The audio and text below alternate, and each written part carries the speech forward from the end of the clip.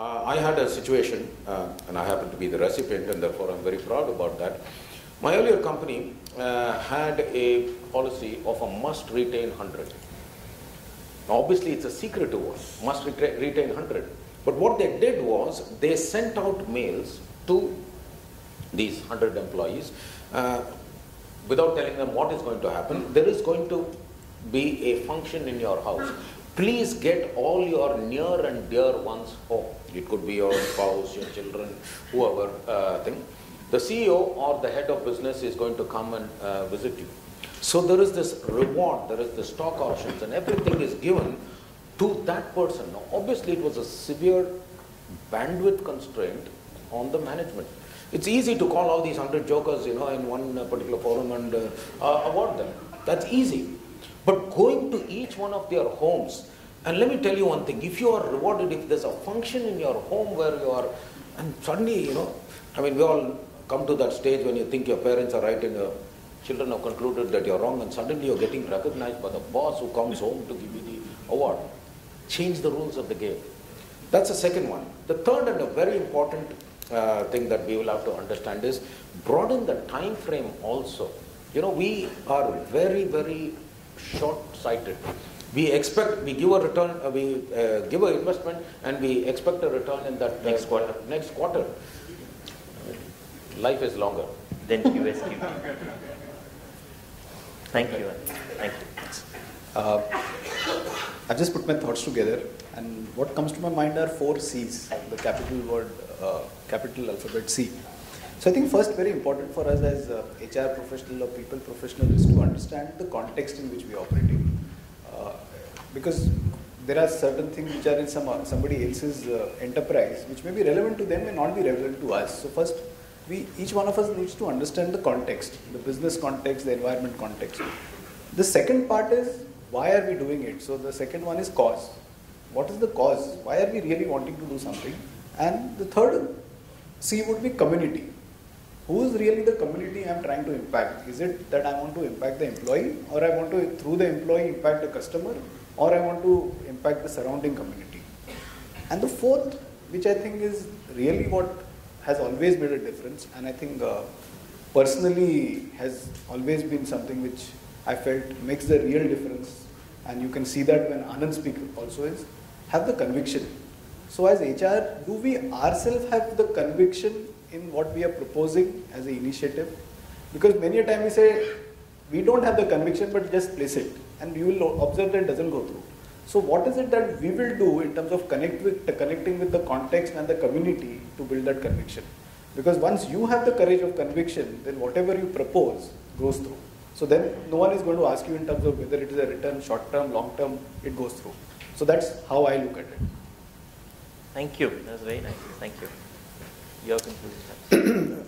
For me, as you just mentioned, the key topic to invest in people is first to listen, to be sure that we understand very well what are the aspirations, etc. This is one. Second, to define a framework and to build something very easy to understand, some tool very simple to implement.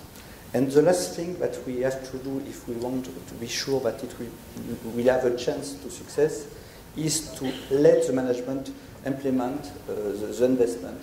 HR for us is more a facilitator, a coordinator, an organization to propose something, but if we are not able to involve the management to sell the investment, it will never work. Starting from the MD to the N-5, N-6 in the organization. It's a key topic. We are not talking about money, we are talking about each manager, as each manager is able to manage a budget, is able to understand, if is able to sign a contract, has to understand that it's his investment, not investment of HR or the top management. Of the company and the business. Yes. Fantastic. Thank you very much. If I may add one more C, just a tongue-in-cheek, you also need to understand the costs. There's a question for me on Twitter. Twitter. Sahil Nair has asked me a question for you on organizational rigidity from a SME perspective. Don't think it has reached you yet. Okay, I think Many questions haven't okay. reached. Yeah, SME, I do not know what the definition of SME is. There are two definitions. One is, I think it is subject matter expert. If So Sahil, small and medium enterprises. no, I don't think, is it small and medium enterprise? Yeah, Oh, okay. small and medium enterprises. From a rigidity from a small and medium. Now you understand Limitation, why a question, organizational rigidity from a SME. Yeah, sometimes what happens is the small and medium enterprises really are not thinking larger. I mean, they don't have talent management practice.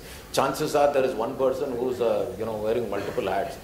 He's wearing it's like a chartered accountant question, what is 2 plus 2? What do you want it to be?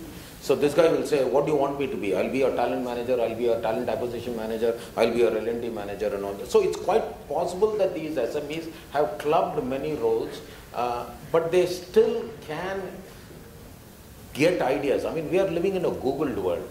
You don't have to get an expert to come and tell you what talent management should be. And as we have discussed all along, we have to really refrain from putting an investment dollar value into that.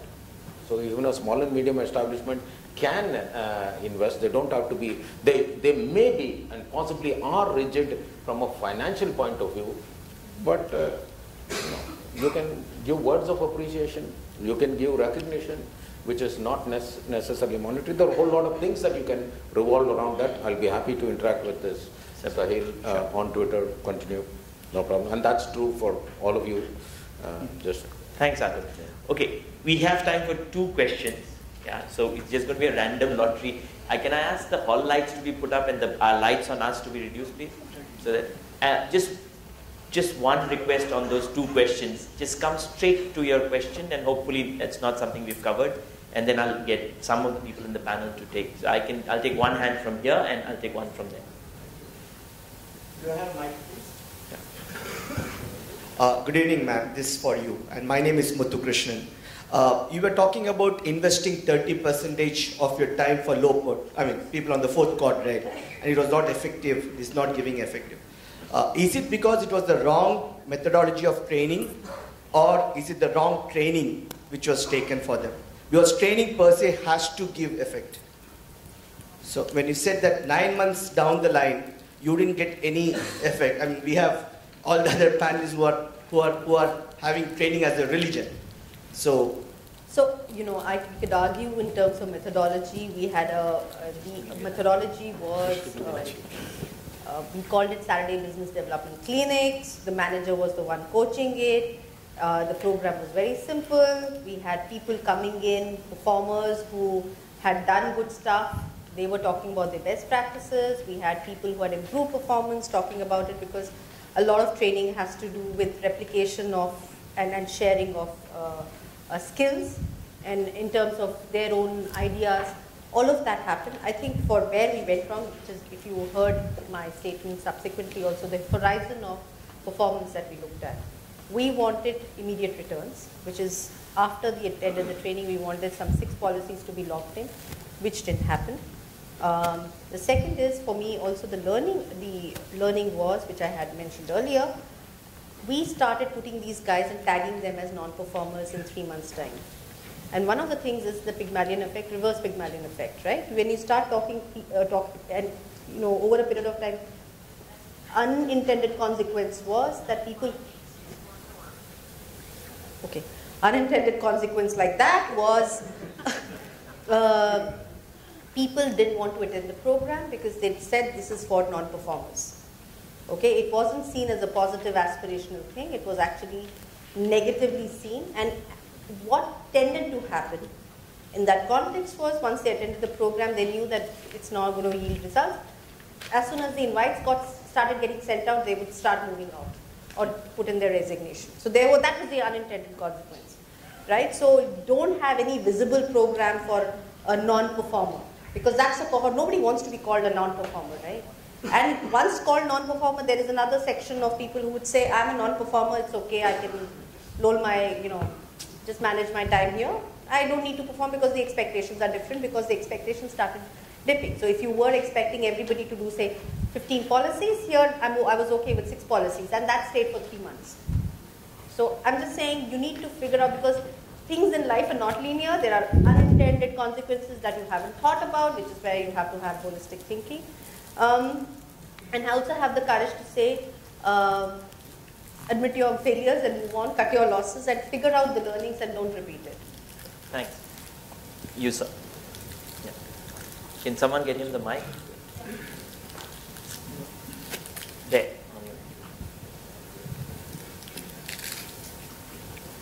Well, I have one question to audience, and that's an honest one.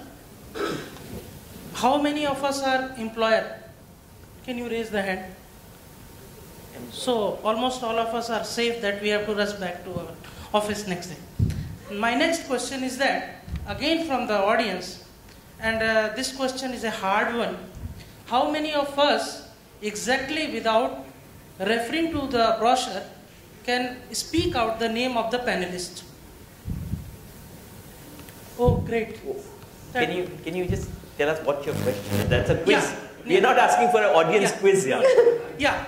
Now this question is that, my real question is that, like what we have seen, here was an employer who has appointed some panelists and who has appointed some audiences also.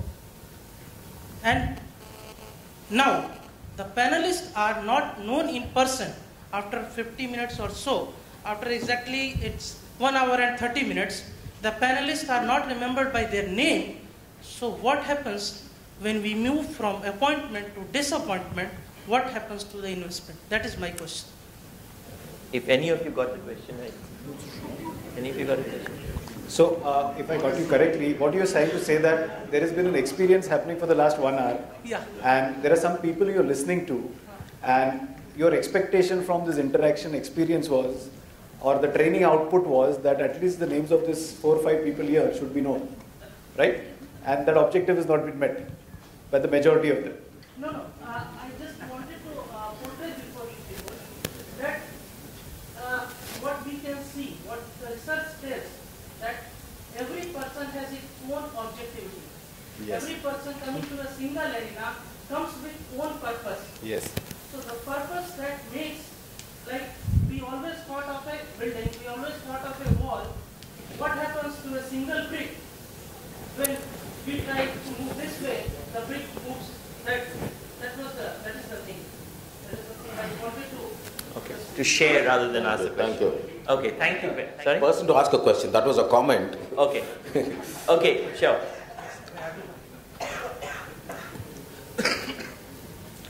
My question to Mr. Anand, you just now talked about people have different learning styles and training has to customize accordingly. So is it really feasible, doable for a large number of people? In what time frame? I just want some light on that if you can throw. No, that is not just people have different learning styles. People have different motivational triggers. See, for somebody, for example, I mean, in my early days of marriage, I almost was about to say when I first got married, because the audience will ask, when did you next get married? In the early days of marriage, it took a while for me to understand that my wife gets excited by me giving flowers. No, I don't get excited if somebody gives me flowers. I mean, I'll throw it away. So different people get excited differently. Different people get motivated differently. So we need to understand motivational triggers. And if a manager does not know the motivational triggers of his or her team, then it's bad news. That is what I meant. So organization, I mean this motherhood organization, I don't know where it exists. The manager is the person who has to reward. So if I know my people, I will be able to reward appropriately. For some, a pat on the back will be good. For some, a positive stroke by way of an email. And also cultures differ differently. For example, in some cultures, you can give a public announcement. In some cultures, there are people, I have just given a word of appreciation in an email. That email got printed and posted on the pin-up wall for a long period of time. We have to understand the motivational triggers. Not just learning styles, but motivational triggers. That's what Or as Alan said, understand the aspiration in the cultural aspirational context. quotient of each one of them. For some, a holiday will be very good. I don't know if you've been listening to this radio jingle of this child who says, "Mommy, I want a good night kiss." And then just when she gets a good night kiss, another baby says, what about me? You know, and so on. But what the mummy needs is a good night's rest, yeah. So, and that's an advertisement for a mattress. Don't get ideas. So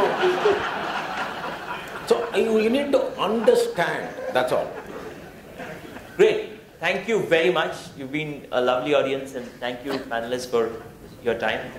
They are going to be available. No, they are going to be available, because if I allow you, then there's no reason why I don't allow that gentleman. Yes. So I'm very sorry. But they are available for a period of time post this, so feel free to approach them.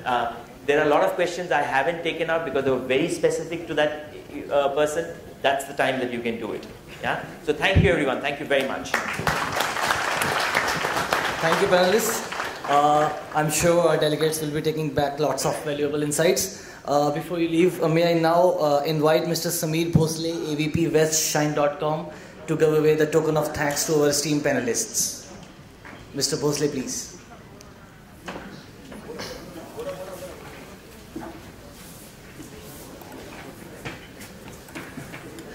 Okay, starting with Ms. Empathy. Big round of applause, please. Mr. Soni. Mr. Chakrabarti. Mr. Pillai. And Mr. Tilan. Thank you so much.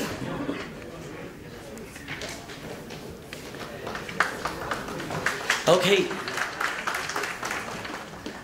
May I now invite Mr. Ashok Doble, Honorable Secretary General, Indian Dental Association, for the closing address.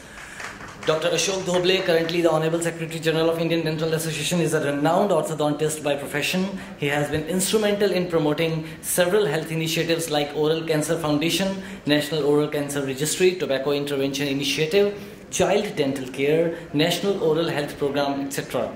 By virtue of having done monumental work on oral health, he has recently been elected to the FDI Council from the South Asia Pacific Zone. He is the first Indian to be given this rare honor. Mr. Doble. Very good evening to all of you. All of you must have thought what Indian Dental Association has to do here. Because we had excellent deliberations from the panelists, and the task means particularly how to increase the productivity of the organization and how that organization can make successful by various employee programs, enhancement programs, skill programs. And when the team of this Hindustan Times, they were in our office, Indian ID office, and during the deliberations, discussions, we thought, let's be the part of this evening. I won't take much time. And why we thought of particularly to be here, you know, looking at last 7 to 8 years, my experience, number of calls, number of mails we do get from the various organizations. What can be done to stop or make our offices smoke-free? And particularly the BPOs and the kind of the smoking environment. Then another, many of the employers, they keep on sending mails regarding how to improve keep the employee healthy. And during deliberations, some of the panelists, they do mention about the health of the employee is a very, very important aspect. And looking out in our country, you know, the statistical data, almost 27 to 30% of the population, they smoke or they chew the tobacco. And out of that, 1 million population, they die every year. 3,000 deaths are there every day because of the tobacco-related diseases. And every 6 hours, one patient dies of the oral cancer. And every employee or every person feels that, no, everything, whatever it has to happen, it will happen to others, it will not happen to me. And when such statistical data I saw, and particularly being the dentist and this Indian Dental Association, mouth is considered as a mirror of the body. 80% of the diseases, 80-90% of the diseases, they have some kind of the reflections in the mouth. And in our country, only 2% of the 2 to 3% of the population, they visit the dentist. The rest of the population, they have not seen the dentist.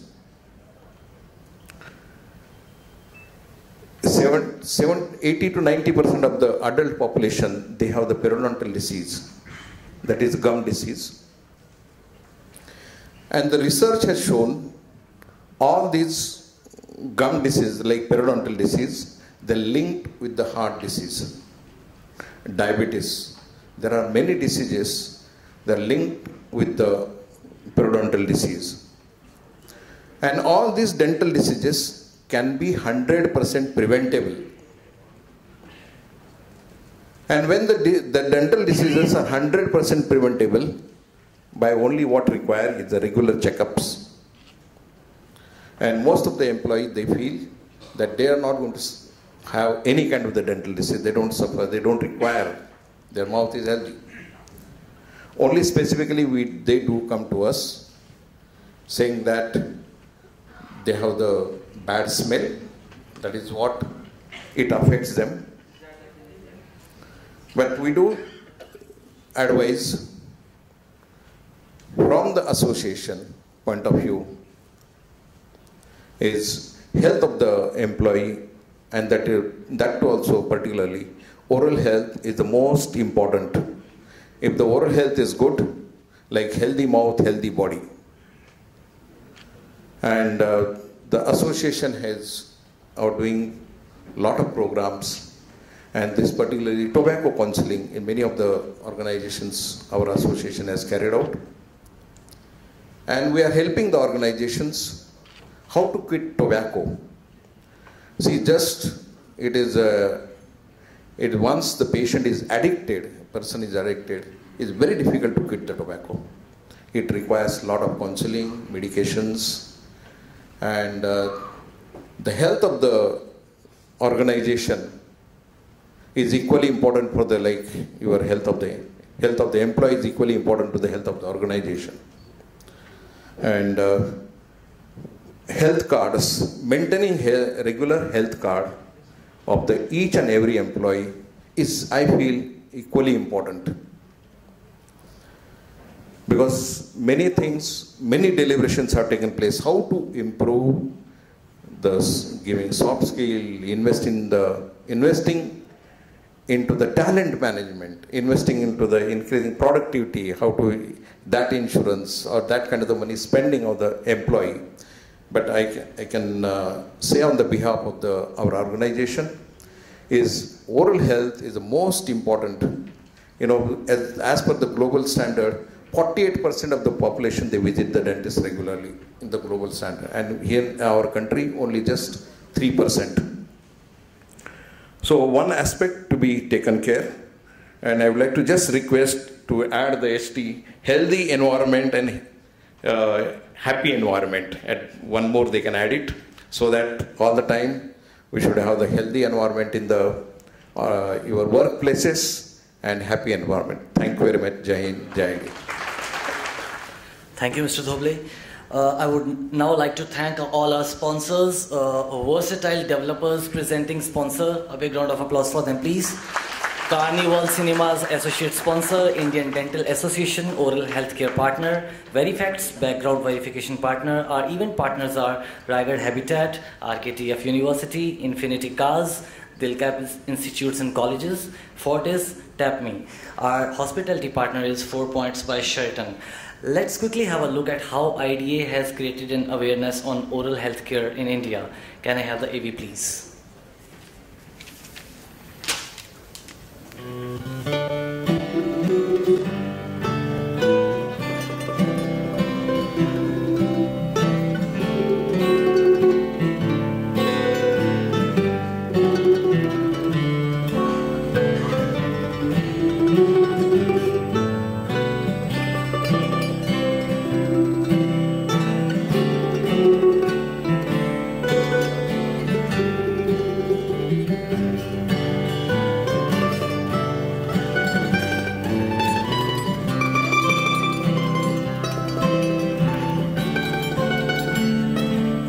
Despite remarkable achievements in oral health globally, oral diseases are increasing across the world and it needs urgent attention. With the launch of National Oral Health Program, IDA's vision and mission is to work towards improving the oral health of the public.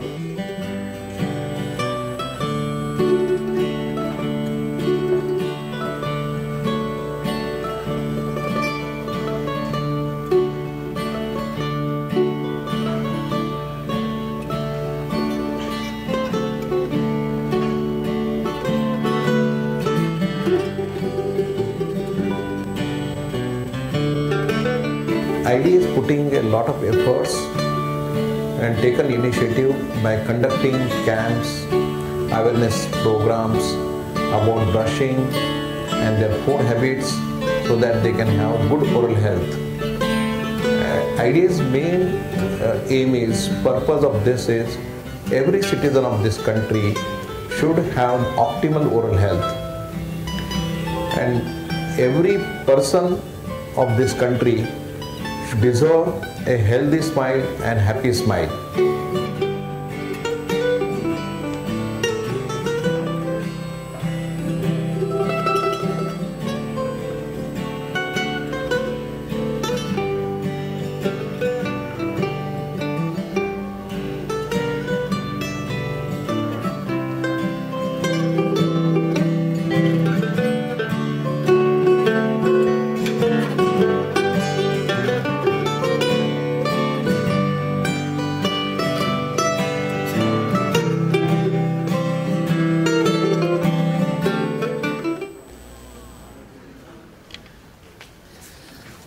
Ladies and gentlemen, IDEA has also something in store for you all. Please visit their stall to claim your goodies. Thank you all for attending the conclave. Please join us for drinks and dinner. Thank you.